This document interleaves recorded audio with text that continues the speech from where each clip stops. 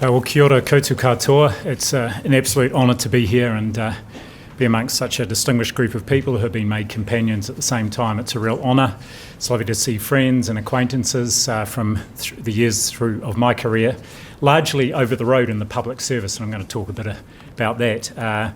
I had the real privilege of working much of my career at the nexus between public health and public policy and public service, and it's just something I reflect on as just been an exciting, incredibly inspiring, pretty challenging at times career, but it's been so rewarding.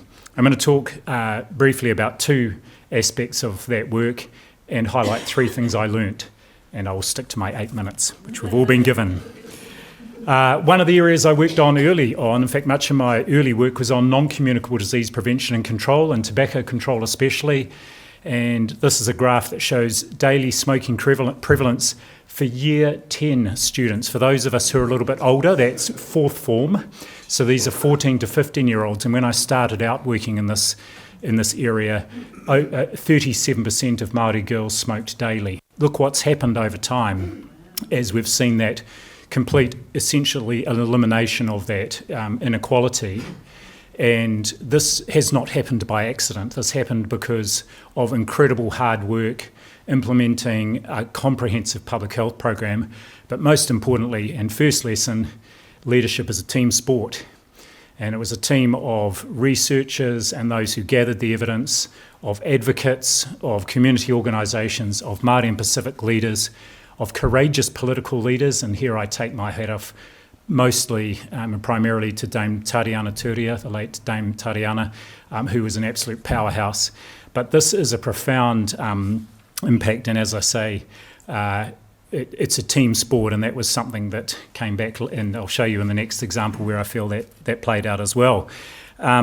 So saying, it's great to see that reduction in smoking rates amongst our teens, and this is an important bit of research, by the way. You don't get these data unless you survey 30,000 year 10 students every year, year in, year out, and then you've got a really powerful data set and you can show these differences, gender and ethnic differences. But of course, the second lesson is for me was learning that public health is a long game and you should always stay focused on outcomes. And here are some data, and this is my very poor attempt to use ChatGPT to construct a graph. Didn't get much publicity when it came out on the 31st of July this year, but this is life expectancy at birth by gender and ethnicity. And the thing I really want to point out is look what's happened over that 5-year period to Māori female life expectancy. Now I should say during that period, which included the COVID pandemic, which I'll speak a little bit to shortly, life expectancy overall in Aotearoa stayed static, and for some groups, including women overall, it went down. But for Māori women, even during COVID, where Māori had higher rates of both infection and of death than non-Māori, Māori women's life expectancy went up by nearly 1 year in a 5-year period. Why? Because we are starting to see the impact of that reduction in smoking rates come through in terms of reduced cardiovascular deaths, and in particular reduced deaths from our most common cancer death, lung cancer. It's not breast or bowel cancer, it's lung cancer. So staying focused on outcomes, playing the long game is so important. But this is a profound change.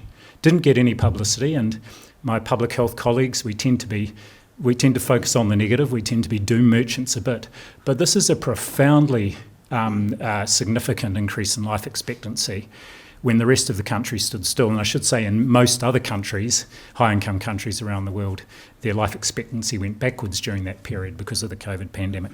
So there's the first two things I've learnt. I then changed focus overnight from non-communicable diseases to communicable diseases, or to be more specific, a communicable disease. COVID-19, we had a 1 in 100 year pandemic, and once I'd sort of got my head around that fact, which took several weeks, waking up at 3 o'clock in the morning, wondering why I'd got my timing so wrong to be Director General of Health at the same time as a 1 in 100 year pandemic, and finally I realised, well, there was no one else and it was me. Some of you may remember what happened just over 5 years ago, but this is what happened around the globe, and you can see that in New Zealand, we had that first outbreak, that first wave, when people came back from overseas, and we had some outbreaks around the country in Bluff, in Queenstown, and one or two other places, and then we went into a lockdown. And we didn't experience the same rates of COVID in that first wave especially, or in the subsequent Alpha and Delta waves, which were the really nasty ones. And for those of you who have seen, or at least may have seen some episodes of the program This England, with Kenneth Branagh playing Boris Johnson in the challenge of his life as an actor, the experience in the United Kingdom and New York and various other places, as we heard in the news, was absolutely harrowing.